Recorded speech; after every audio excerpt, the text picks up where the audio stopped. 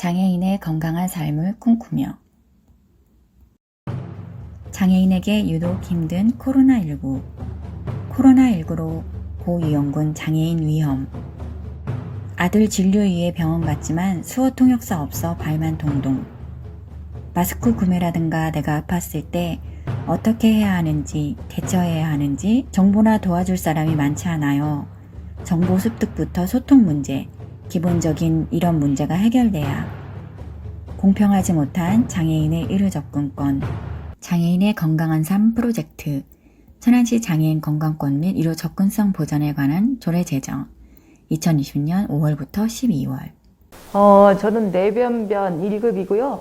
태어날 때부터 이렇게 장애를 갖고 태어났는데 특성을 얘기하다 보면 다리가 갑자기 앞으로 튀어나가서 앞에 있는 사람을 치기도 하고, 손이 또 옆으로 뻗쳐서 옆에 있는 사람 또 치고, 또 물컵이 있으면 그 물컵도 쏟고, 그런 특성을 가지고 있어요. 장애가 많이 안 좋아요.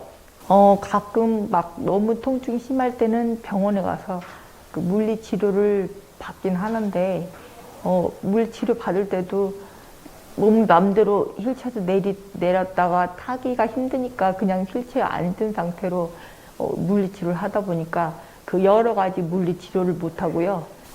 첫 번째는 병원 그 구조가 좀 장애인이 다니기엔 좀 힘든 구조들 병원이 많아요. 침대 같은 것도 되게 좁고, 되게 침대도 되게 높고 이래서 그런 것들이 가장 어려워요. 그래서 저는 대학병원을 갔는데, 휠체어 타고 간 사람한테 일어나서 체중계에 올라가라고 하는 거예요. 임산부들은 처음 가면 체중을 재야 된다는, 그게 제일 중요하다고 체중을 재라는 거예요. 그래서 못 서 있는다, 쓸 수가 없다 그랬더니 잠깐이라도 풀 수가 없냐고 계속 거기서 권유를 하고 그러더라고요. 그래서 아니라고, 절대 못 쓴다고.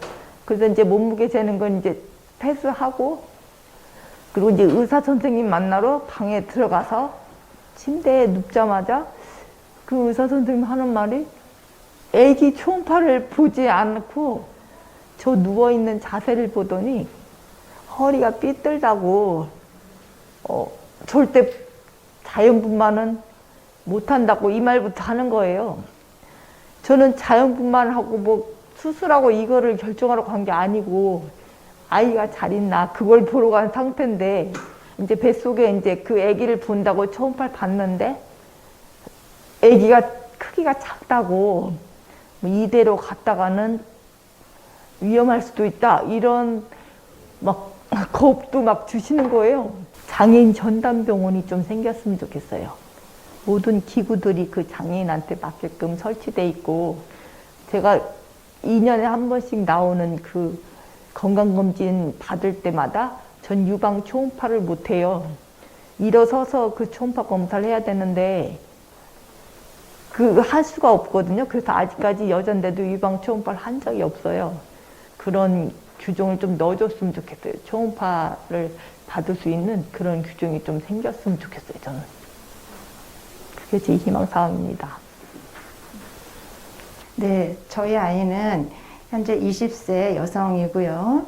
지적 장애 정도가 심한 장애인과 뇌병변을 소지하고 있습니다.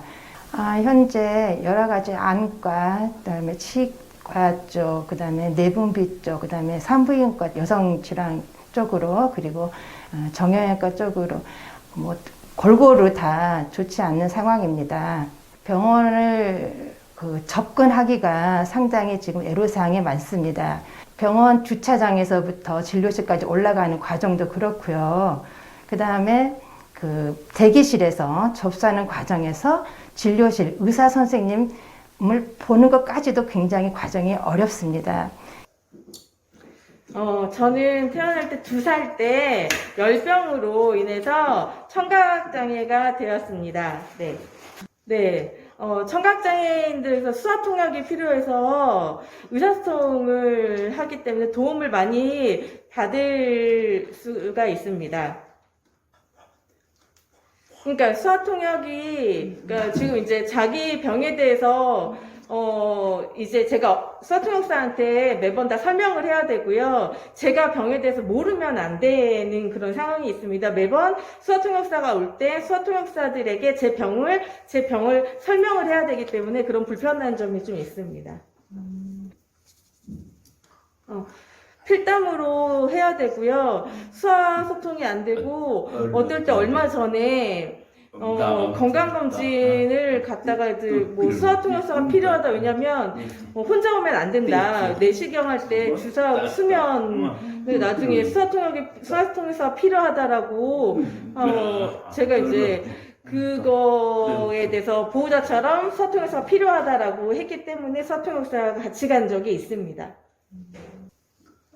앞으로 제가 하고 싶은 거는 장애인하고 비장애인하고 똑같이 차별 없이 똑같이 진료받았으면 하는 게 제 희망사항입니다.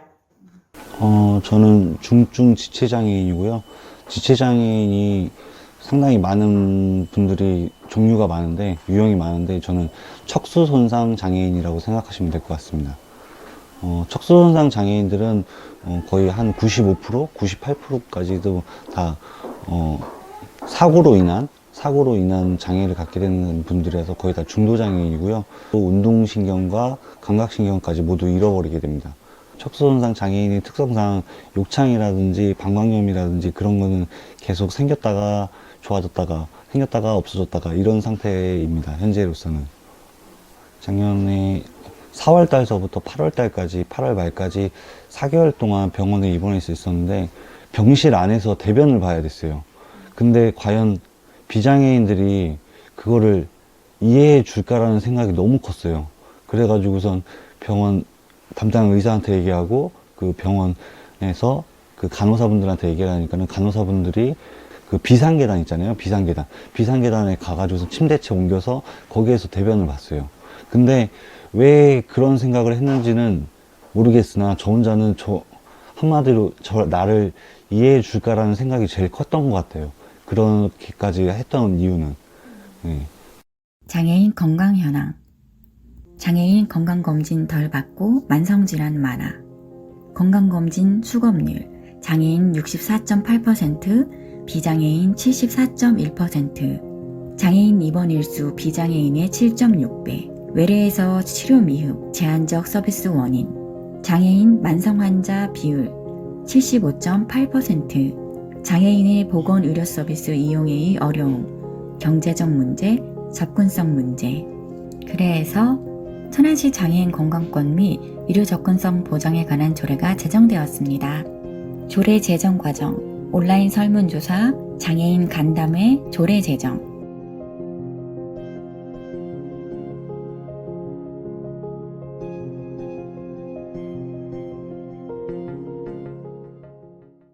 예, 본 조례 중에 저는 2조 사항 부분은 의료 접근성 부분입니다.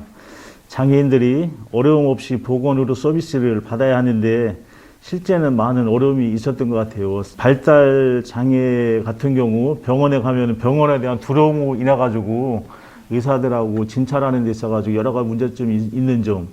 또한 치과 치료 갔을 때 충치 치료가 간단한 치료이지만 전신 마취를 해야 된다는 그런 어려움. 또 청각장애인 같은 경우는 수화통역사를 같이 동행해야 되는 어려움. 이런 어려운 애로사항을 듣고 야 정말 그동안 우리 장애인들이 많은 힘들고 어려운 가운데서 진료를 받았구나 하는데 좀 중점적으로 관심을 가졌는데 만족할 만한 결과는 안 난 것 같아요. 추후에 이 조례안이 제정이 되고 난 후에 개정안을 통해서 좀 더 구체적으로 법을 만들겠습니다. 이번 조례 제정하면서 주치 제도 같은 것도 이제 보게 되고, 그러니까 장애인 삶에 어떤 도움을 줄 만한 그런 훌륭한 제도들은 기존에도 많이 있는데 그게 이제 실질적으로 도움이 안 되고 있는 그런 실정을 좀 보게 돼서 조례 제정으로 인해서 그런 부분들에 대해서 좀 더 접근 가능한 기존에 있던 좋은 그 취지의 제도들이 잘 적용될 수 있는 그런 기회가 좀 더 올 거라고 생각을 하고 있습니다. 조례 제정을 축하합니다. 우리 사랑하는 장애인 여러분, 이번에 장애인 건강권 및 의료 접근성 보장에 관한 조례안이 이제 발의가 됐는데요. 앞으로 여러분들이 병원 이용하는 데 있어가지고 조금 더 편리하게 이용할 수 있도록 제가 최선을 다하겠습니다. 네, 감사합니다. 건강조례가 이게 만들어져서 우선은 기쁘고요. 만들어진 것만이 끝나는 게 아니고 저는 꼭 실행이 돼서 모든 장애인들이 편리하게 건강을 지킬 수 있으면 좋겠습니다. 우리 이 천안시 조례가 우리 천안시에 거주하는 모든 장애인들에게 좀 더 아픔을 빨리 치유할 수 있는 좋은 계기가 되기를 바라겠습니다. 감사합니다. 그 한빛에서 조례 제정하느라고 너무 고생 많으셨고 앞으로 꼭 더 좋은 다른 장애인들도 다른 혜택을 많이 받을 수 있게 더 많이 발전됐으면 좋겠습니다. 조례가 발의가 돼서 정말 진심으로 축하드립니다. 장애인의 건강한 삶 화이팅! 장애인의 건강한 삶 파이팅! 장애인의 건강한 삶 화이팅!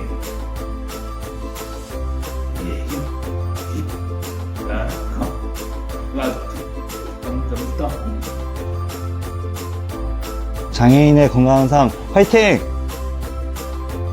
우리 모든 장애인의 건강한 삶 화이팅!